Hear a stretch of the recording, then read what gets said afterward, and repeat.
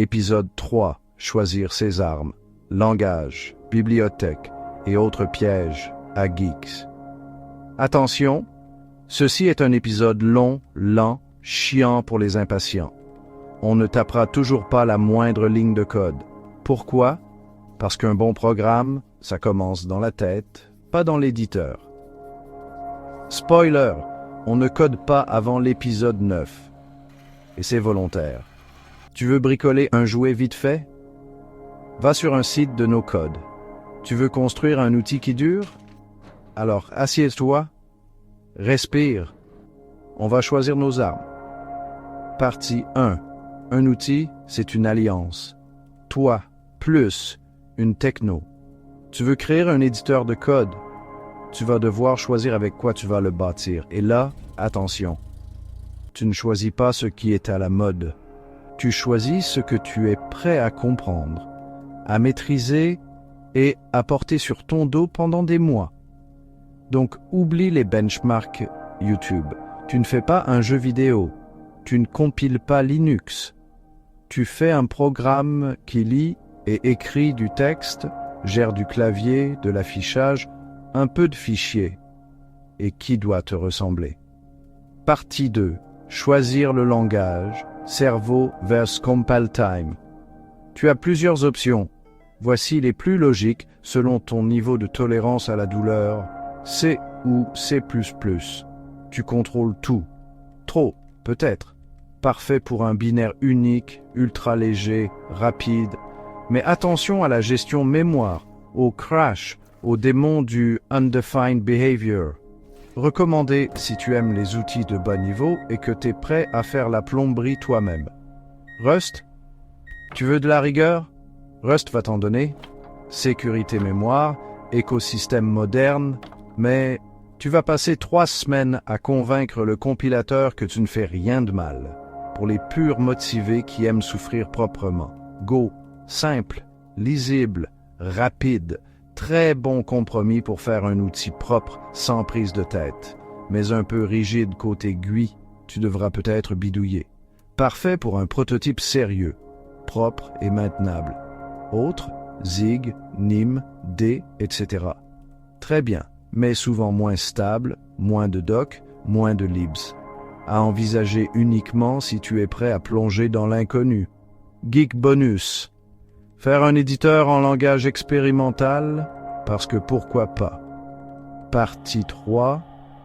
L'interface graphique, minimalisme ou galère. Tu veux afficher du texte? Juste ça.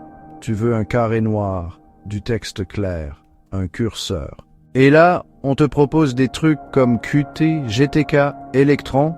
Fuis. Ce ne sont pas des bibliothèques. Ce sont des cathédrales de complexité. Voici ce que tu peux vraiment envisager. N-Curse, Node-Curse, pour les amoureux du terminal. Rustique mais rapide. Parfait pour un éditeur full tree, comme Vim, Micro, etc. Idéal si tu veux faire un éditeur clavier only et sobre. SDL2, Raylib. Bibliothèque graphique, simple, efficace. Très bien pour afficher du texte dans une fenêtre. Assez bon niveau, mais suffisante pour ce qu'on veut. ImGUI, Immediate Mode, GUI. Pensé pour les devs, pas pour les utilisateurs lambda. Facile à intégrer, bon pour du prototypage visuel, pas ultra sexy, mais fonctionnel et customisable. Partie 4. Les dépendances. Amis ou poison. Pose-toi cette question simple. Si demain tu dois faire tourner ton éditeur sur un Raspberry Pi, il se passe quoi? Tu veux un outil léger, facile à compiler, qui fonctionne sans 30 bibliothèques natives à installer. Donc, pas de WebView intégré, pas d'auto-update, pas de cloud synchronisé, pas de build système mystique, Hello Gradle, Bazel & Co. Une seule dépendance, si possible, le système d'exploitation. Astuce geek frustré. Un bon éditeur n'est pas dépendant du monde. Si ton programme plante parce que GitHub est down, ce n'est pas un éditeur, c'est un parasite. Partie 5. Ton stack de base, version pauvre mais libre. Voici un exemple de combo solide et minimaliste. Langage, C ou Go interface, SDL2 config, TOML ou fichier texte simple, OS, Linux first, avec un plan pour Windows plus tard, compilation, un binaire, sans installateur, sans dépendance système. Ce n'est pas sexy, ce n'est pas trendy, mais c'est toi plus ton éditeur, plus ton cerveau. Et ça, c'est puissant. Conclusion. Tu choisis ton fardeau. Ce que tu vas choisir aujourd'hui, tu vas devoir le porter pendant toute la durée du projet. Pas besoin d'aller vite, mais besoin d'être lucide, humble, cohérent. Ton éditeur ne sera jamais plus simple que ce que tu choisis maintenant. Alors choisis des outils que tu comprends, pas ceux qui impressionnent, ceux qui obéissent.